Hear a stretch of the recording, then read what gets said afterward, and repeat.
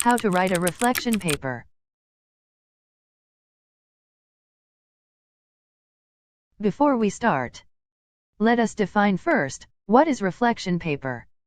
A reflection paper is meant to illustrate your understanding of the material and how it affects your ideas and possible practice in future. Reflection papers allow you to communicate with your instructor about how a specific article, lesson, lecture, or experience shapes your understanding of class-related material.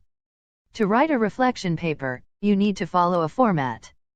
Here is the outline format of reflection paper. The first section is, number 1.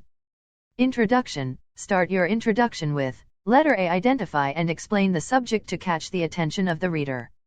Letter B. State your reaction to it.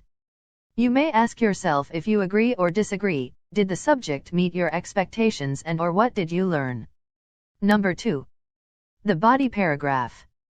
The body of your paper identifies the major points of your statements. Each paragraph should start with a topic sentence, which is designed to inform the reader of what is to come.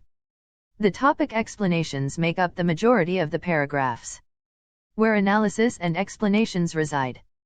You have to identify the topic sentence, then add a supporting statements, evidence, and your reaction to the subject underneath. And the last section is number 3. The conclusion paragraph. Your conclusion should contain 2 aspects. First, restate the major point from the body. Your reader should be reminded of the statements you made in the body paragraph. Second, the closing statement. Do not add new information to the conclusion, just close your paper. Here is the sample of introduction in reflection paper. As you can see, the subject is straightly explained, and the reaction of the writer is mentioned. Note, the introduction should catch the attention of the reader. Here is the body paragraph sample of reflection paper. The main topic is discussed, and supported by evidence. Note, do not forget to include your reaction underneath.